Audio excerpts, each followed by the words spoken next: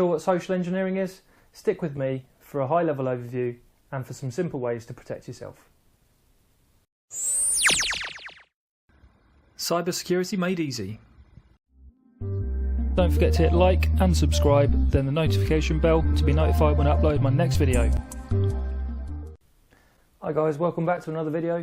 This one's about social engineering, and I'm just going to give you a high-level overview of what that means in reality, and then some tips on how you can protect yourself. So to start off, what is social engineering? It's not new. It's certainly not new to cyber or information security. This type of attack has been around for many, many years. If you think of con men, for instance, people tricking you into buying something, people knocking on your door and selling you something, trying to get money out of you, con men, essentially. That's essentially a form of social engineering. What's happening more recently, though, is social engineering is occurring via the internet, via email, via specially created web pages, even via telephone as well, all with the same aim of attempting to get something out of you. So let's just have a step back and look at what's the risk here, what are we looking at. Okay, so looking at the risk, what are we trying to protect here? So you've got your information, personal information or banking information that's valuable to you, and the threat is these attackers using social engineering methods to try and get this information from you. They can do this in various ways, as I mentioned, so via email, phishing emails, via malware, specially crafted websites, etc. So the risk really is around protecting yourself from those types of threats.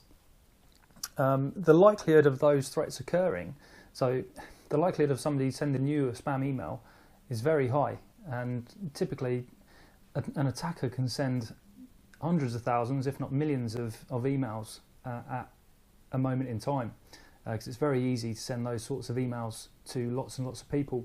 To make things worse as well, a lot of information has been breached from big databases.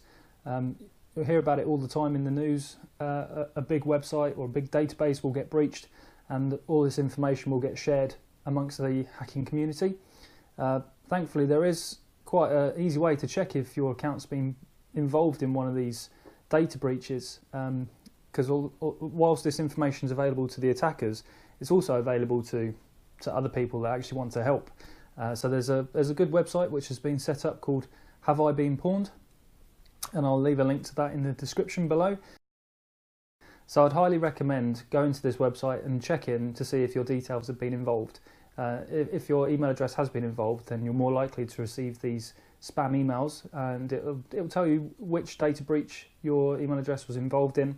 And obviously, if you haven't reset your password for that particular email account, I'd highly recommend that you do, because chances are the attackers will also have your email address and your password. So phishing emails is definitely one of the ways that the attackers will try and target you. There's lots of information about how to spot a phishing email, and I will probably do a separate video just on how to identify a phishing email, because there's quite a few different signs to look for. Okay, so let's have a look at the risk then. So you've got your information that you want to protect, either personal information or financial information. This typically is in your bank account, in your email or on your computer. The threat to that information would be these social engineering type attacks, like phishing emails, malware. These can ultimately lead to a breach of that information, but also, in worst case scenario, identity theft. So if somebody has enough information about you, they could set up fake profiles and pretend to be you, with the aim of taking out financial services, credit cards, etc. So identity theft is a real threat. So it's key to understand how much information is available to people on the internet about you. Now, luckily, there's quite a few good services. One is called People, P-I-P-L, I believe it is, and I'll leave a link to that in the description. But essentially what that shows you is that it's your online profile your online footprint, so to speak. So what can somebody find out about you via the internet? So they pull all this information together from various sources, and then they present it in a report, if you like. And this is information that you've essentially made public, whether you meant to or not. But the first step is to just be aware of what information you have out there, which is available to people. And obviously you'd want to restrict that if it's inappropriate, if it's personal information like your, maybe not your full name, but your address, telephone numbers, anything that's quite valuable to you, you'd want to make sure that that's not shared publicly. Okay, so I'll leave a link to that down in the description. So just to recap, there was a few points there. One was just to check if your information has been leaked, your email address, if it's been leaked in a recent data breach by using the Have I Been Pawned site.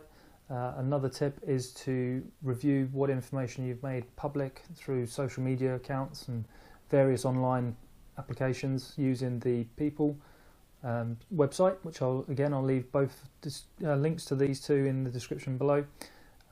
Reset your password on your accounts if your accounts have been involved.